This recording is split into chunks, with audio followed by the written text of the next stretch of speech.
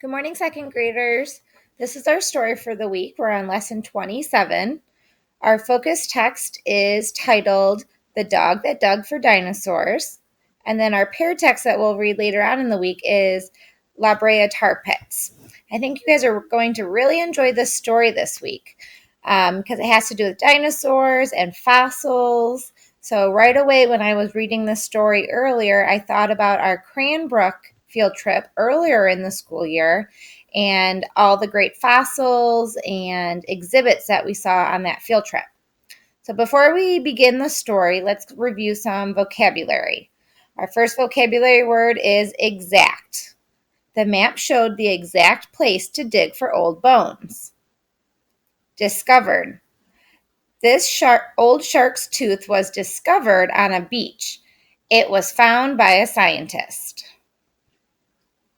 Remove. This scientist uses a brush to gently remove or take away sand.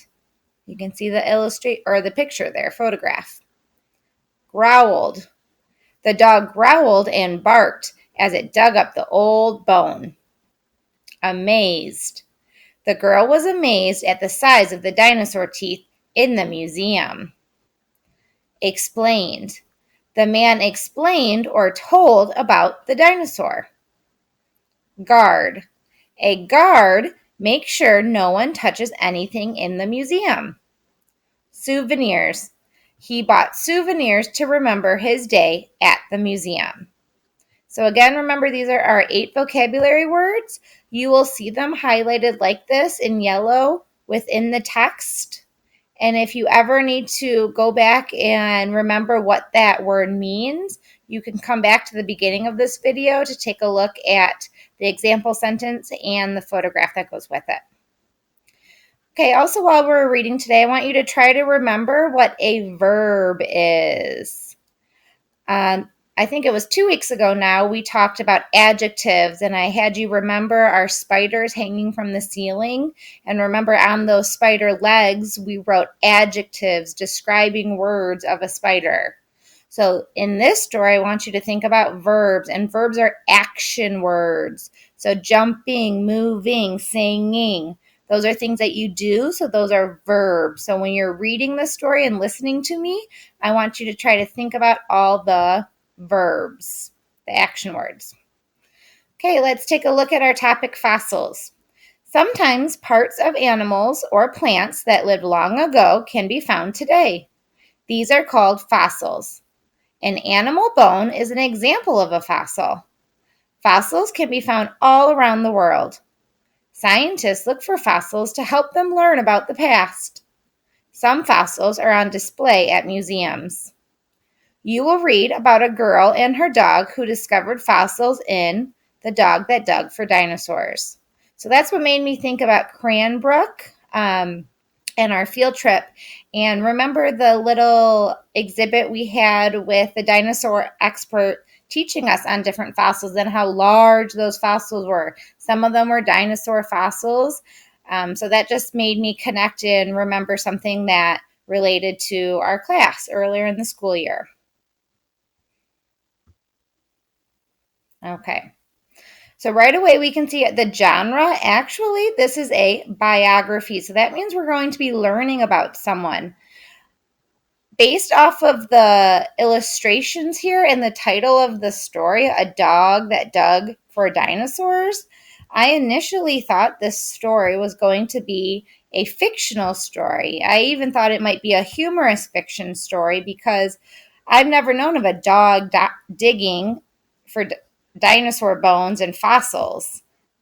So I thought this was going to be a funny story made up when I looked at the pictures here.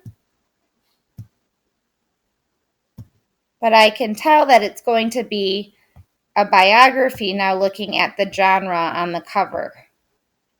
So if I'm learning about someone in this story, who could I be learning about? I see a woman in a lot of these pictures, so maybe I'm learning about this famous woman. Let's meet our author and illustrator before we begin. Our author is Shirley Ray Redmond. At her home in New Mexico, Shirley Ray Redmond begins her day by waking up early and watching the many birds that come to the feeders in her yard. Then she's ready to sit down and start writing. Stacy Shute is the illustrator, so she drew these pictures. Even as a child, Stacy Shute wanted to be an artist or a writer. I was a dreamy kind of little kid who loved to make stuff up, she says. She has illustrated many books, including ones about pirates and trees. Okay, so here's our essential question. How can you learn about animals that lived long ago? So if you want, you can pause this video and go to our assignment, our essential question assignment, and answer that before you read the story, or you can read the story and then go back and answer that. Now remember, when you're answering the essential question, please, please, please make sure you're trying to give me at least 3 good sentences with capital letters and punctuation marks. So how can you learn about animals that lived long ago?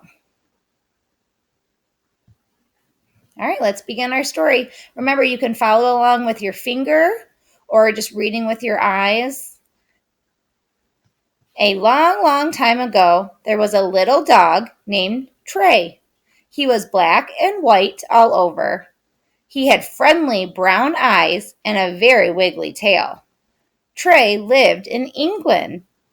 Trey was a real dog, and this is an honestly true story about him. Oh, right away. Maybe this story is about the dog, not the girl. Let's find out. Trey loved 2 things most in the whole world. First, he loved Mary Anning. She was 12 years old and lived with her family in a small cottage near the beach in Lynn Regis. Secondly, Trey loved going with Mary to dig for fossils. So, what are fossils anyway? They are the remains of animals and plants that died a long time ago. When a leaf or bone gets pressed between layers of sea mud, it leaves an imprint. After many, many years, the mud hardens to rock. Trey and Mary knew that they would find the very best fossils high up on the cliffs around the beach. They climbed up there every day. Trey sniffed the rocks. Sniff, sniff. He pawed the dirt. Scratch, scratch. Mary used a small hammer and chisel. Tap, tap, tap. With these tools, Mary carefully cut fossils out of the cliff, just as her father had shown her. Trey watched as she placed the fossils in her basket. Most of them looked like seashells. Mary and Trey sold them as souvenirs to the tourists that came by stagecoach to swim at the beach near their home. Now see, this is our first vocabulary word in yellow here. That goes back to our 8 vocabulary words earlier before we began our story. One day, Trey and Mary discovered some very large bones sticking out of the rocks. They were huge. Trey growled and tried to dig the bones out. Mary used her hands to brush away the loose dirt. "Trey, we've discovered a monster," she declared.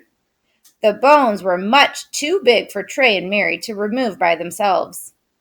"I'll go for help," Mary said. "You stay here, Trey." Trey barked loudly and sat down in front of the bones. He was a very good guard dog. Mary ran all the way back to town and asked some grown-ups to help her. "Trey and I have found something really special in the cliff," she told them. "Just wait and see." When the men saw the giant rib bones in the side of the cliff, they were amazed. "What a beast!" they cried. "Look at those sharp teeth." "Is it a crocodile?" one man asked. "Or a stubby whale?" "We don't know what it is," Mary admitted. "But we know it's something special, don't we, Trey?" Trey yipped and wagged his tail. A rich man who lived nearby heard about the sea monster. He hurried to see it for himself. "I'll buy it," he cried. "I will give it to the British Museum in London." "Do you know what it is?" Mary asked. "It is called Ichthyosaur, the man told her. That means fish lizard, he explained. It's like a dinosaur with fins. The amazing news spread about the gigantic fish lizard and the dog and the little girl who found it. Soon, many strangers came to Lynn Regis, where Mary and Trey lived. They all wanted to hunt for fossils too. The men wore tall top hats. The women wore frilly bonnets. They carried pretty umbrellas called parasols. Mary shook her head and smiled. She rubbed Trey's soft ears. They watched the strangers together. They don't have the right tools, Mary whispered. They are wearing the wrong kinds of shoes. Aren't they silly, Trey? Trey yipped and chased his tail.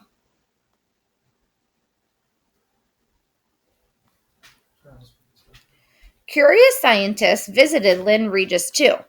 One man came from the university in Oxford. His name was William Buckland. He went to the old carpenter's shop where Mary and Trey sold their fossils. Can you show me where you found your ichthyosaur, young lady?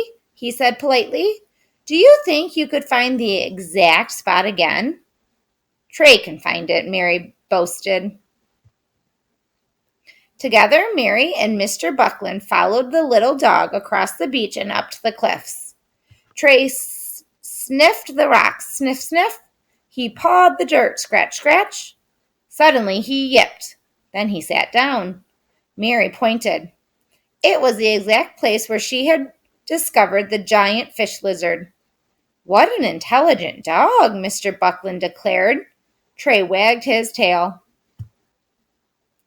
Trey and Mary continued to dig for fossils. They were very careful.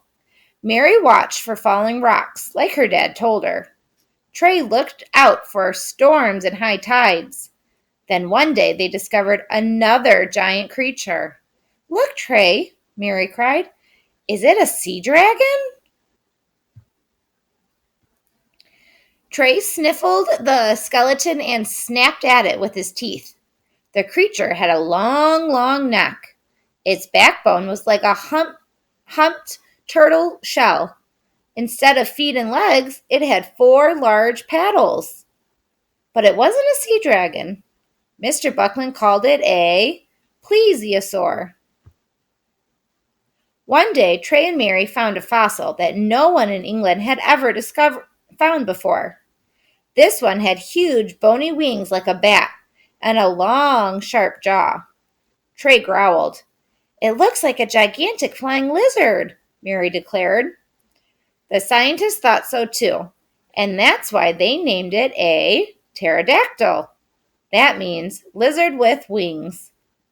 Over the years, Trey, Mary, and Mr. Buckland became good friends.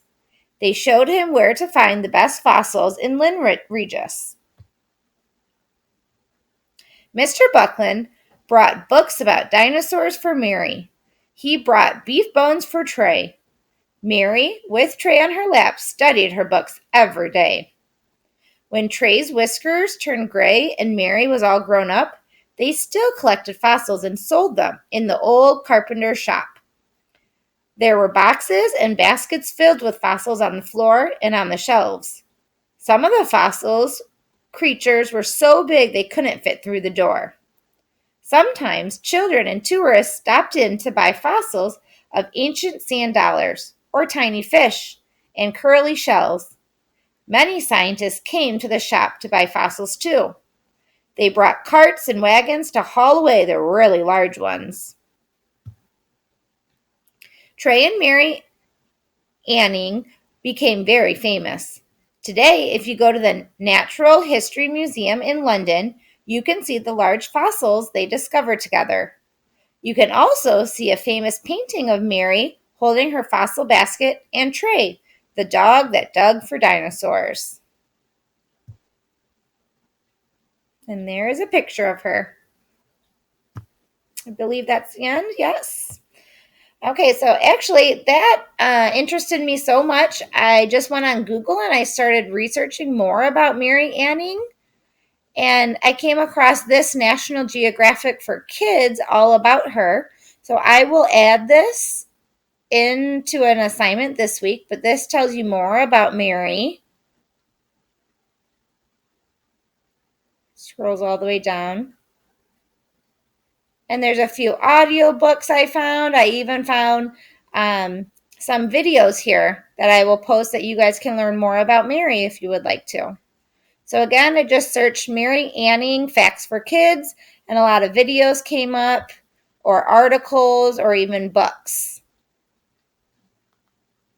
Okay, so if that was something that you liked learning about, ask your parents if you can do a little research on Mary and find out some more interesting facts in the dinosaur fossils that she discovered. All right, have a great day, guys.